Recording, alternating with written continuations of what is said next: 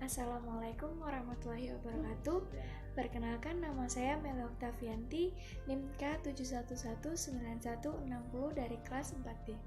Pada pertemuan kali ini, saya akan menjelaskan materi mengenai pengukuran volume atau isi. Apakah kalian tahu apa itu volume?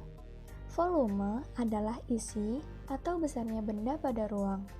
Nah, pada gambar tersebut adalah contoh bangun ruang yang memiliki volume atau isi yang biasa kita kenal di pembelajaran matematika ataupun dalam kehidupan sehari-hari. Nah, di situ ada bangun ruang 5 segi 4, tabung, kerucut, balok, bola, kubus, dan prisma. Kemudian, pengertian dari volume sebuah benda adalah seberapa besar ruang yang dapat ditempati benda tersebut. Contohnya yaitu ada kaleng biskuit, balok kayu, dan kotak susu. Nah, ketiga benda ini memiliki volume karena dapat menempati ruang dan dapat menampung benda lain. Seperti balok kayu menempati ruang, kaleng biskuit dapat menampung benda lain, dan kotak susu dapat menampung benda lain.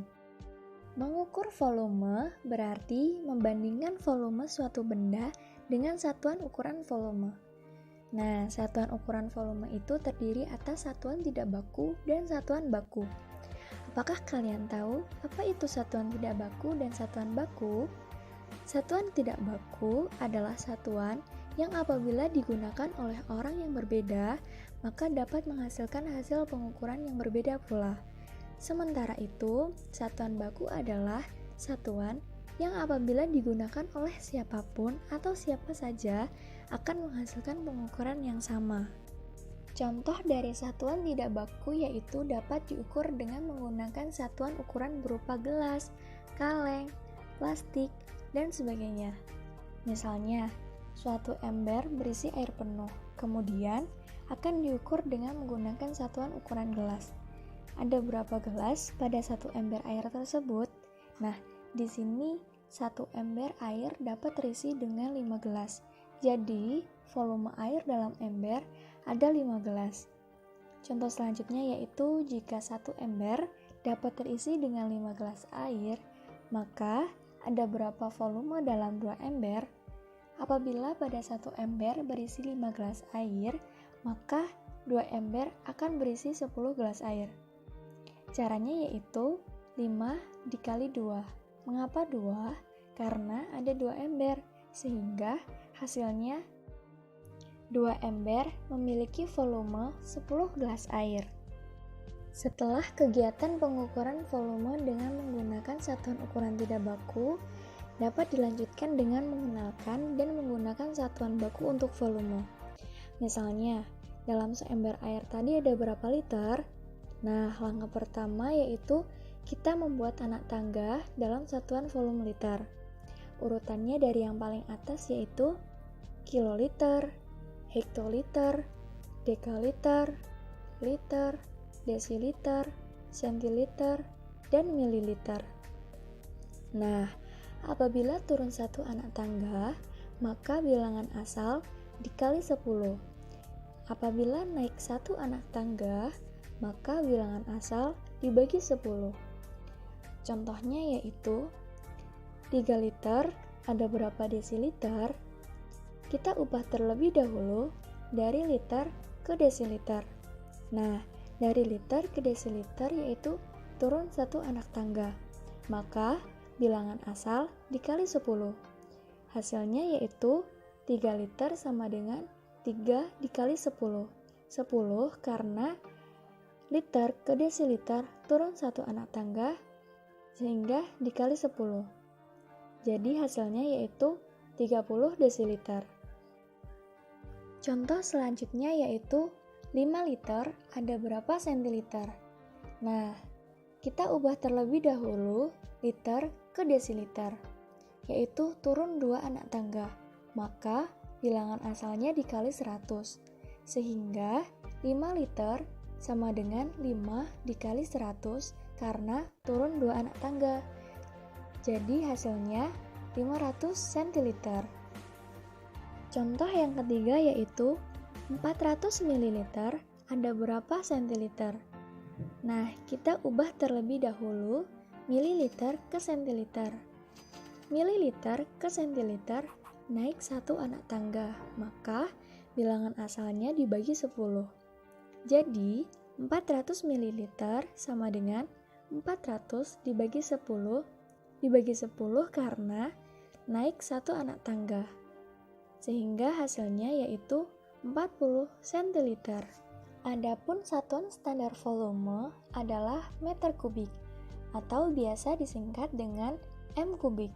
Urutan dari yang paling atas yaitu kilometer kubik, hektometer kubik, dekameter kubik, meter kubik, desimeter kubik, sentimeter kubik, dan milimeter kubik. Nah, apabila turun 1 anak tangga, maka bilangan asal dikali 1000. Dan apabila naik 1 anak tangga, maka bilangan asal dibagi 1000. Contohnya yaitu meter kubik sama dengan 1000 desimeter kubik. Kemudian desimeter kubik sama dengan 1000 cm kubik. Kemudian sentimeter kubik sama dengan 1000 mm kubik. Kemudian 1 desimeter kubik sama dengan 1 liter. Nah, sentimeter kubik itu sering disingkat dengan cc. Contoh lainnya yaitu 2 meter kubik ada berapa desimeter kubik? Nah, langkah pertama yaitu kita ubah terlebih dahulu meter kubik ke desimeter kubik. Ternyata meter kubik ke desimeter kubik turun 1 anak tangga, maka bilangan asalnya dikali 1000. Jadi 2 meter kubik sama dengan 2 dikali 1000. Dikali 1000 karena dari meter kubik ke desimeter kubik turun 1 anak tangga. Jadi hasilnya 2000 desimeter kubik. Contoh selanjutnya yaitu 4 desimeter kubik ada berapa milimeter kubik? Nah, langkah pertama yaitu kita ubah terlebih dahulu desimeter kubik ke milimeter kubik. Ternyata desimeter kubik ke milimeter kubik turun 2 anak tangga, maka bilangan asal dikali 1 juta. Mengapa dikali 1 juta? Karena setiap turun 1 anak tangga dikali 1000.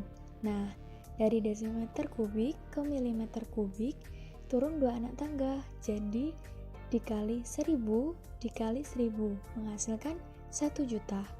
Jadi 4 desimeter kubik sama dengan 4 dikali 1000 dikali 1000 atau 4 dikali 1 juta sama dengan 4 juta milimeter kubik. Contoh yang selanjutnya yaitu 7000 cm kubik ada berapa desimeter kubik? Nah, langkah pertama yaitu kita ubah terlebih dahulu sentimeter kubik ke desimeter kubik. Ternyata sentimeter kubik ke desimeter kubik naik 1 anak tangga, maka bilangan asal dibagi 1000. Jadi 7000 cm kubik sama dengan 7000 dibagi 1000. Mengapa dibagi 1000? Karena sentimeter kubik ke desimeter kubik itu naik 1 anak tangga. Apabila naik 1 anak tangga, maka bilangan asalnya dibagi 1000. Jadi hasilnya yaitu 7 desimeter kubik. Sehingga 7000 cm kubik sama dengan 7 desimeter kubik.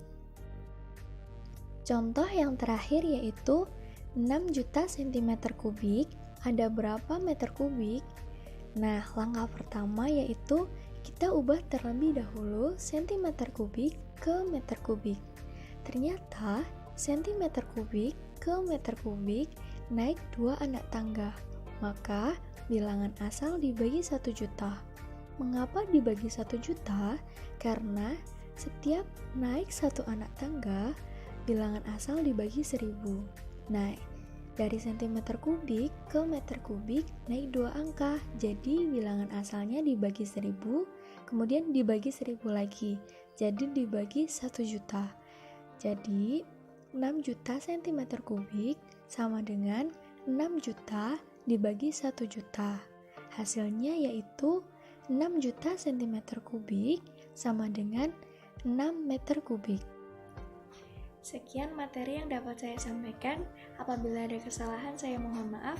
Wassalamualaikum warahmatullahi wabarakatuh.